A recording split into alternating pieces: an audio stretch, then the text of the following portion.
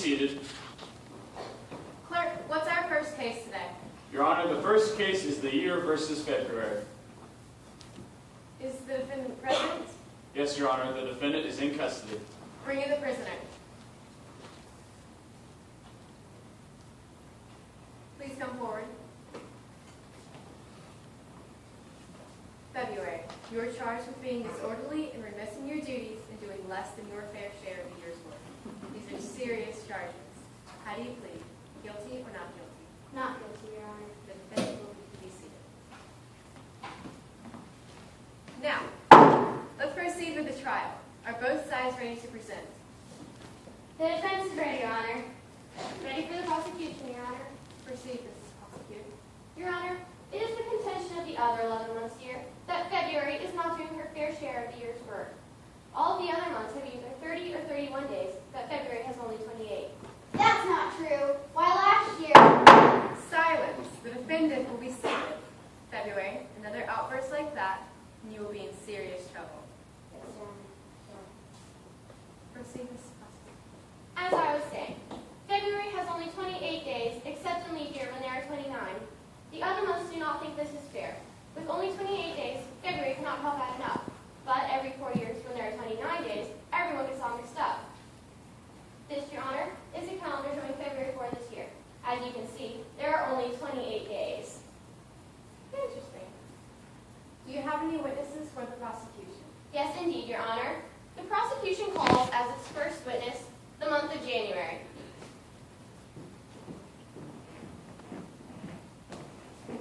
Place your hand on the calendar. Do you promise to tell the truth, the whole truth, and nothing but the truth? I do. Please be seated. January, please tell us your story in your own words. I am the first one, Your Honor. I do all the hard work at the beginning of the year. I object, Your Honor. Please be seated. March, go on. I worked for 31 days. Not once has February offered to come early and help me out. Why, I'm exhausted when my time is up. Just exhausted. Clerk, please help January to her seat in the witness room.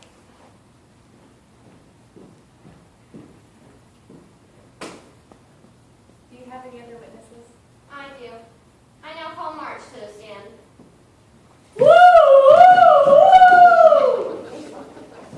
Place your hand on the calendar. Do you promise to tell the truth, the whole truth, and nothing but the truth? I do. Please be seated. Proceed. March, what is your relationship to defendant February? Your Honor, I'm the winning one. Woo! I object, Your Honor. This exhibition isn't necessary. March, go on with no demonstrations.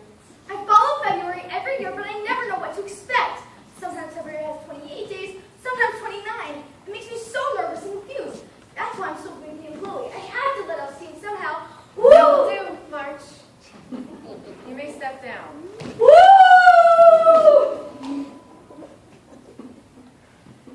That sums up our case, Your Honor. We want February expelled from the year because she is too short and cannot decide how many days she wants to have. The prosecution rests. Is the defense ready? We are, Your Honor. You may proceed. We claim that the statements made by the prosecution are misleading.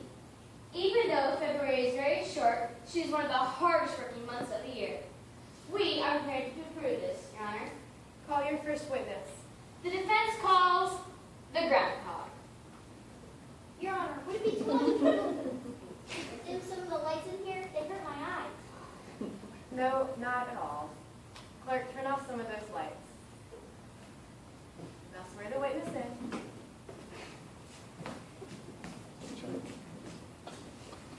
Place your paw on the calendar. Do you promise to tell the truth, the whole truth, and nothing but the truth? I do. Please be seated. Proceed.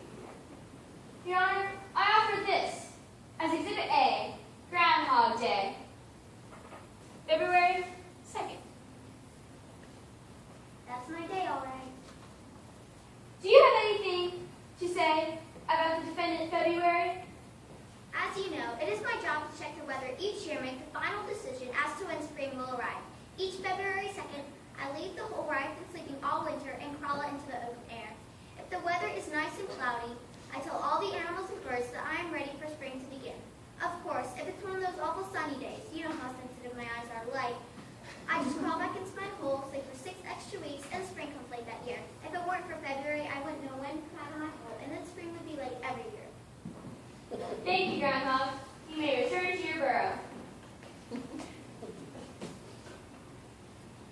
call your next witness.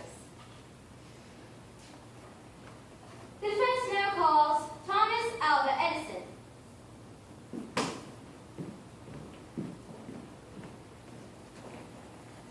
Place your hand on the calendar. Do you promise to tell the truth, the whole truth, and nothing but the truth? I do. Please have a seat. Mr. Edison, your birthday is February 11th, is it not? It is. Your Honor, I offer this as Exhibit B, a light bulb, as another importance for the month of February. Mr. Edison, did you invent the electric incandescent light bulb? Yes, that is correct. You see, Your Honor, and members of the jury, had it not been for this witness work, we might not have the convenience and wonder of electric lights in our homes, our offices, our streets. Mr. Edison, would you please tell the court about some of your other inventions, which totaled over 1,000? Well, there's the microphone, the phonograph, and the dictating machine have quite a marked effect on how things run. And I'm rather proud of my kinectoscope, which led to my film projector. I didn't invent moving pictures, but I did succeed later in synchronizing them with sound to create talking pictures. Thank you, Mr. Edison. You may step down. Who is the next witness for the defense? Abraham Lincoln, Your Honor. Would you please call Abraham Lincoln? Abraham Lincoln. Mr. Lincoln, this court is honored to have you here. Please have a seat, sir.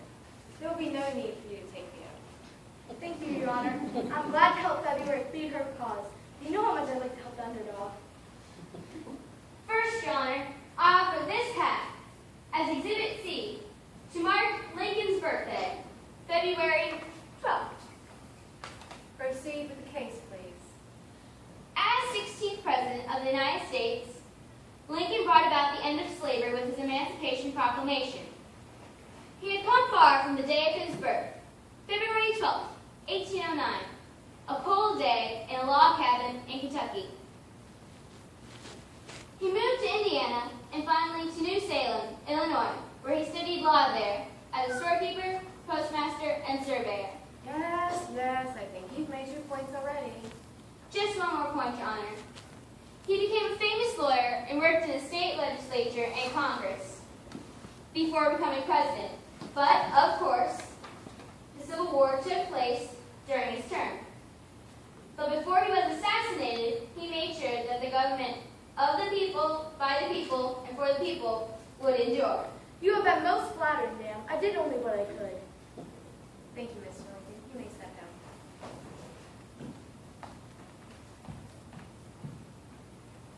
Do you have any other witnesses on behalf of your client? 3 more, Your Honor, but I shall be brief. I now call Ms. Valentine to the stand. Please come forward.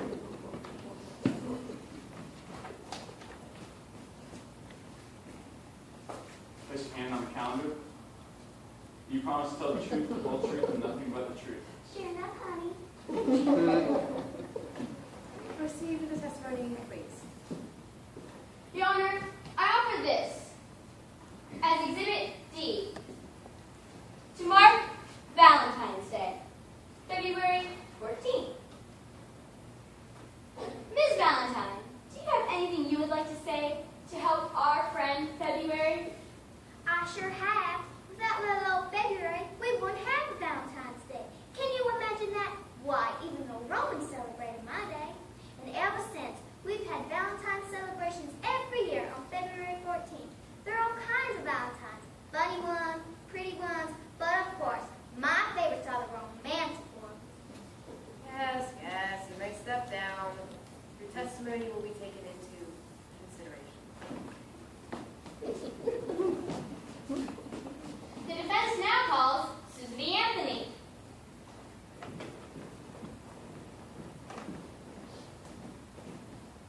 Place your hand on the calendar. Do you promise to tell the truth, the whole truth, and nothing but the truth? I do. Please be seated. Ms. Anthony, your birthday is February 15th, is it not? Yes, it is. Would you please tell the court about some of your achievements? Certainly. I worked hard to dramatize the need to abolish slavery and to give women the right to vote. Miss Anthony's accomplishments are remembered by us all, and she stands as a symbol for standing up for one's beliefs. You may step down, Miss Anthony. Thank you, Your Honor.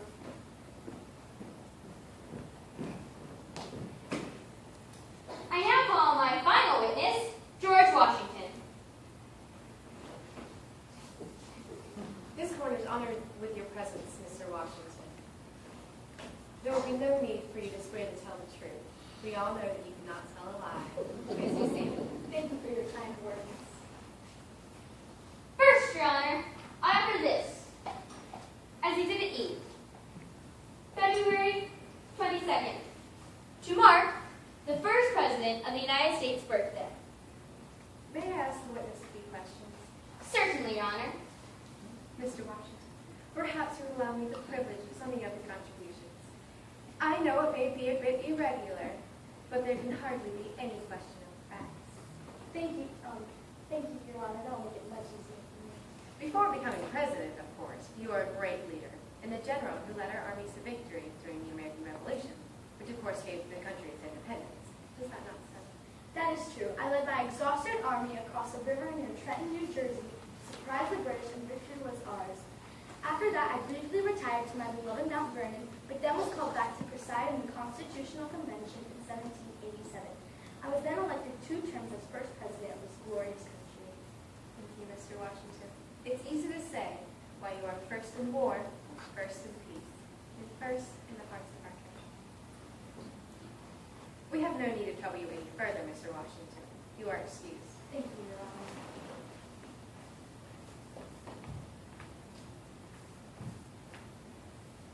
The defense rests, Your Honor. May I have just one brief moment to give a summation to the jury? You may proceed.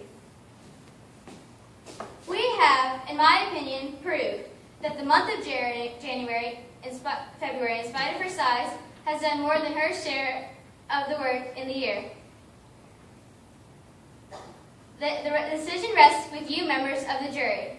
I am sure you will find my client innocent. Members of the jury, you have heard the case against February, and also the defense. You must now come to a verdict. The members of the jury have consulted and have arrived at their verdict. The defendant will please stand to hear the verdict. We find the defendant not guilty. February. The court finds you not guilty of the charges against you. Thank you, Your Honor. This is a proud moment. You may now return to your rightful place on the calendar. Though you are short, your days are vital, marking some of the great moments in history and some of the great men and women around the world. It is the judgment of this court that you do your fair share of the year's work. Court stands adjourned.